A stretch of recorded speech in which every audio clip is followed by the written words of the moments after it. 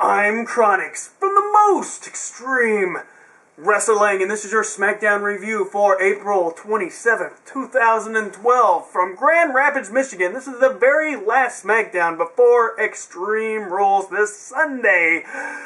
First, the commentators are at their commentating table, and they are mentioning that Josh Matthews is not there because he got brutally attacked by Brock Lesnar on Raw, and he is at home suffering from stiffness. And I had a joke prepared about suffering from stiffness and getting over that, but I probably shouldn't say it because it'd be really weird. But anyways, Daniel Bryan is going to cut a promo. He's in the ring. He's talking about how we got rid of AJ. And he does not count that WrestleMania match where he lost the World Heavyweight title as a loss for him.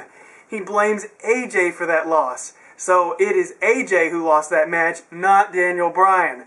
So, and of course the crowd does not like that. He mentions a special referee match that he had on Raw and how he couldn't be touched in all this. And did he make Sheamus tap? Yes, he made Sheamus tap. And is Sheamus a fluke champion? Yes, he says. And will he win the World Heavyweight Championship at Extreme Rules that happens to be this Sunday? Yes. So I liked his little heel promo. I thought it was cool. But wait. It's not exactly over because here comes Del Rio. They're like, are people gonna forget about Daniel Bryan? C, everybody's chanting C. And the crowd, I really did like this because they were booing Daniel Bryan because of his heelness, but they were chanting Del Rio and the C thing. But I thought Del Rio was a bad guy too, but maybe I missed something. I don't know, but whatever. I'm going to try to ignore that. Crystal always tells me I overthink things, and I shouldn't as a wrestling fan because nothing really ever makes sense. So I'm going to take her advice on this one. Okay, but then the Big Show, the Intercontinental Champion, who I thought had nothing to do with this, he comes out. So I'm trying to keep myself under control over here. He says, is it C or is it yes? You know, he's asking the crowd. He's trying to be funny with his whole thing, but the crowd chants C, and it's not yes. So, so that's good. Daniel Bryan getting some heat. That's okay. Weirdness. I don't know why Big Show and Del Rio are out there, but whatever. So, Big Show teases a WMD to the face of these dudes, and everyone flees out of the ring except for Ricardo Rodriguez, who could not get away fast enough. The Big Show grabs him, and he asks him a question. You know, is it yes or is it C, Ricardo? And he makes this sound, which reminded me of The Rock's promo where he talks about the Big Show going like this, you know. If you know what I'm talking about, that was like a long time ago. But anyways, he makes that sound, that exact same sound, and because of that strange sound, he gets chokeslammed. And, well, now we go into the Big Show versus Del Rio match, where I guess that's why Big Show came out, because he's going to have a match with Del Rio. I didn't know that was going to happen. I don't remember them talking about that, but once again, maybe I wasn't paying attention. Alright, so they have a pretty decent match as it goes along, but of course, can you just imagine who comes out? I mean, it's the Big Show, right? Yes, Cody Rhodes. He comes running out, and he takes out the knee of the Big Show, because he's feuding with the Big Show. What am I thinking? Alright, so he takes out the knee, and he grabs a kendo stick. So he's going to go full-on hardcore. He's got a steel chair and a kendo stick. Then he ends up taking off his belt. I don't know why, but always one of my favorite spots in a wrestling match when they start doing weapons or whatever is when somebody takes off their belt and starts whipping somebody with it. Like Rock and Hogan at WrestleMania 18. Just awesome. And of course, as he tries to whip the Big Show with it, the Big Show gets a hold of that strap and starts beating the crap out of Cody. Cody gets whipped, and he runs away. Big Show's got this whole serious look on his face, so I guess that at Extreme Rules, things are going to be serious. Alright, now we got Laurinaitis and Eve. They're backstage, and Eve is floating around her new ideas because she's executive something, whatever. She's a suit now, I guess. But her new idea, her new epic idea, is that everyone should have name tags because she doesn't know who these people are. Okay. So everyone's going to have a name tag, apparently. Teddy comes up, and guess what? He's going to have his own name tag. I know I'm having some serious problems with this notebook. I keep dropping it, and it's too heavy. This is the thickest notebook I have ever used. It's probably got like 1,000 pages in it. The thing weighs like 5 pounds. I can't help it. It's falling out of my hand, and it's every time I move it, it makes my whole body move. It's ridiculous. This is like a huge book. Okay, now we move on from that. Damien Santo, or that's how you say his name, right? He does another promo. This time he talks about catchphrases and theme music, and that's all people really seem to care about, and it's a good point. Sometimes it seems like these indie wrestlers, I'm not trying to knock on indie guys, but it just seems like sometimes people are more worried about what their entrance themes are and their catchphrases are than their actual overall gimmick and everything. So I was like, I agree with you. But I am interested to see when Damien Santo comes in, debuts, whatever. For some reason, I'm starting to get tired of his promos all of a sudden, even though I enjoyed every single one of them up to this point. Now I'm just like, I kind of want to see what the rest of your body looks like now. I don't know. Okay, Alicia Fox. Man, maybe that's why I was getting all poopy face, because I knew this Alicia Fox match was coming next. She gets no entrance, because I guess Damien Santo was doing his thing, and it was more important than an Alicia Fox entrance, which I agree. I concur. Now she's going to be facing Nikki the Champion. Nikki Bella the Champion. Oh, the words coming out of my mouth. It just makes me mad. Okay, and the only person cheering during this match is her twin sister, Brie, as she's standing outside. And then in this match, okay, Nikki is doing a fine job. I'm not saying she's doing a good match, but I mean she's winning the match so far, right? She gets knocked down like once, and they do twin magic. I thought the point of twin magic was when you get desperate, you switch. She pretty much switched for absolutely no reason, so Brie comes in, does the X Factor, and she is the winner of the match. Well, of course, Nikki, the champion, is awarded the match because she was supposed to be in the match. I have to ask, does the referee never look out and see Nikki at ringside and say, I wonder why Brie is panting and huffing and puffing so much like she just had a match? Because she's like, because they did twin magic, man. You should pay attention, dude. I don't know. Thinking too much about these matches, I swear. Alright, so somewhere in that Booker T says, Shucky Ducky Quack Quack. You should leave that to R-Truth, bro. I'm just saying. Now, Titus O'Neil and Darren Young, they're backstage. They run into a very mad-looking Yoshitatsu. They make fun of him. They're kind of cracking jokes on him, like they're Crime Time or whatever. And here comes Ezekiel Jackson to the rescue, and thank God they said his name, because I swear, I couldn't even recognize him. I know, it's like, how could you not? But I really didn't. I kept thinking, who is that guy? They got all these new guys, which I like. All these guys from NXT showing up. But yeah, when they start changing their outfits and putting shirts on and wearing different things and not their ring gear, I forget who they are. It's so sad. Because I don't recognize their faces yet. They haven't been exposed to my eyeballs long enough for me to know who they are all the time, no matter what they're wearing. I'm just saying.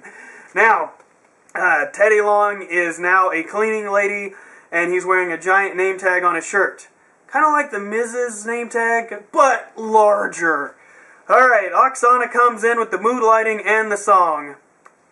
And Laurinaitis and Eve kill the mood and all that. You know, when Brock Lesnar says he's coming to make things legitimate, it's things like this that I'm just like, dude, nothing you can do can make this legitimate.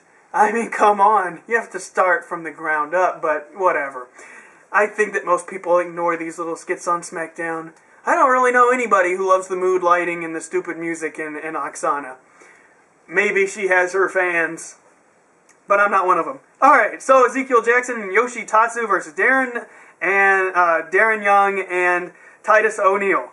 Okay, so once again, glad they're putting new guys out there. Darren Young and Titus O'Neil, pretty entertaining, or Titus is when he's talking, and in the ring, kind of unique. I'm not just saying that because he's a humongous dude, but he is kind of unique, so I kind of like that. They do a double team on Yoshitatsu, and Titus wins. Throughout this match, Teddy Long has been put on commentary with a people power desk. I try to overlook that, but I can't because I'm reviewing this and I have to talk about it. I'm sorry. But Teddy is fed lines. He's being told by Laurinaitis, obviously, to say things, so he says things like, Darren Young is awesome, and stuff like that. And it's just like, I get it, but what's the point? I don't know. Anyways, alright, Randy's going to get interviewed by Cole. Cole says you can't attack the announcers, you'll get suspended. But apparently, as we've seen in the past couple of weeks, if you attack a referee, you get $500,000 fine, and you'll probably get fired. So I guess announcers are easier to come by than referees.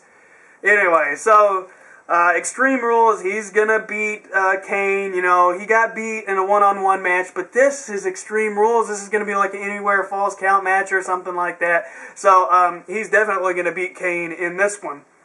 And then Jinder Mahal comes out. Why? Well, because he says that Randy's time is over at the top, and now it's time for Jinder Mahal. Randy asks, "Are you an announcer?" And a very confused Jinder Mahal is like, "No, I'm not an announcer. I am a wrestler." And then kaboom, RKO. So, yeah, he couldn't attack Cole, so he attacks Jinder Mahal. Jinder Mahal, you're dead. Alright, Oksana's music is playing in the ring. I had no idea this was her actual entrance music, but apparently it is. Or maybe it just plays every time she shows up. I really don't get it. I hate the mood song. The mood lighting I can kind of deal with, but the mood song, like Kane used to do those interviews like a few years ago, and they'd have a song playing. It's too much. It's too much. Talk about believability. It's not there. Alright, so Oksana, she was told by Laurinaitis that she could do ring announcing, announce the people coming out. So she announces Tyson Kidd versus Antonio Cesaro. Antonio Cesaro is the guy that last week on Smackdown, he came out and she was like, "Ooh, rugby player or whatever, I used to know you," or whatever. I did watch Smackdown last week. If you didn't see my Smackdown review last week, because I didn't do one, because I just didn't have enough time. It was the weekend. We went to Austin. I swear that we did not go to the Bob Marley Fest thing. That's not where I was at. I just happened to be in the area. So anyways, where was I even at? So they're having this match. She does the announcing, and okay. So it looks like he's going to do a pile driver to Tyson Kidd, but then he makes dude fall on his face, and on Antonio Cesaro completely decimates Tyson Kidd. Poor Tyson Kidd. And okay. Teddy Long was still on commentary, and he is told through his headset that he's going to have to go in and congratulate Antonio Cesaro on his win.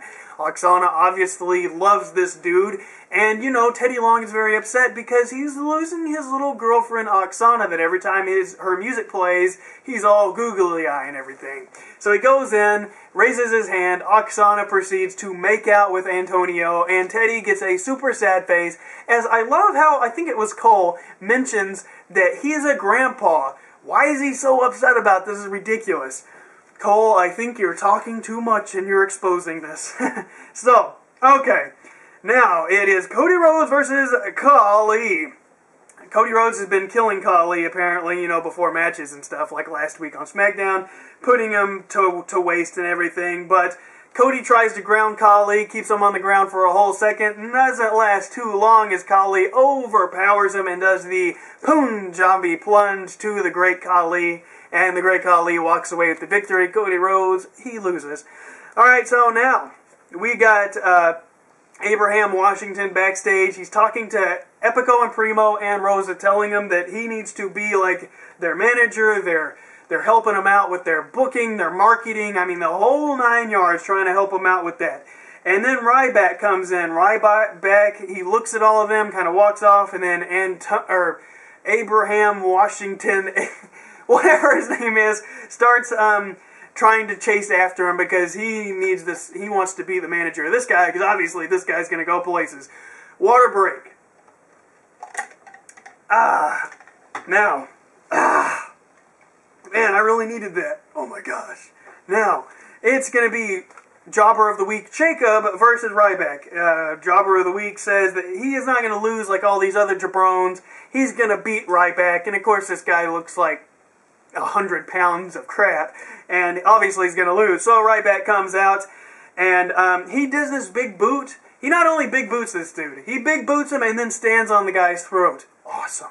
He's just beating the crap out of him, and then he hits his finisher, which is like he goes up for a fisherman suplex and ends up doing a Samoan drop. Ryback wins. I'm sure that move has some technical name that I have forgotten or don't know.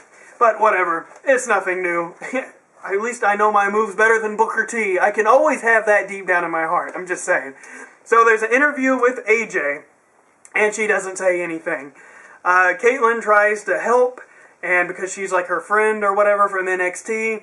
And man, all these NXT storylines getting in here. What's going on? All right, and she says, "You know what? Daniel Bryan did nothing for you." And AJ, she slaps her right across the face. AJ slaps Caitlyn, and yeah. So the end of that, and then she's like, "Oh my gosh, I can't believe I did that." So it looks like AJ is going a little bit crazy. Alright, so it's going to be Sheamus versus Mark Henry, and I can't believe I'm starting to lose my voice. I think this warrants one last water break. Okay.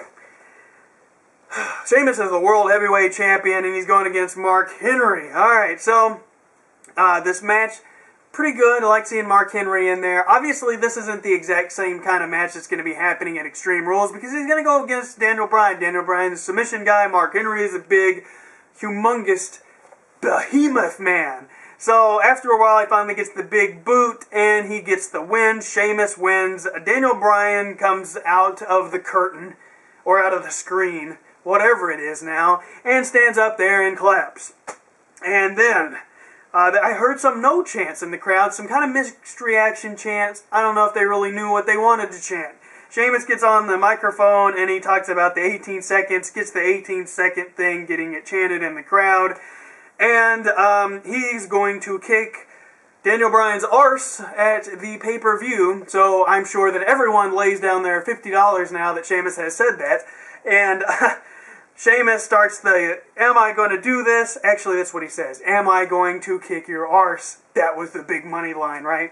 And Sheamus starts chanting, "Yes, yes, yes."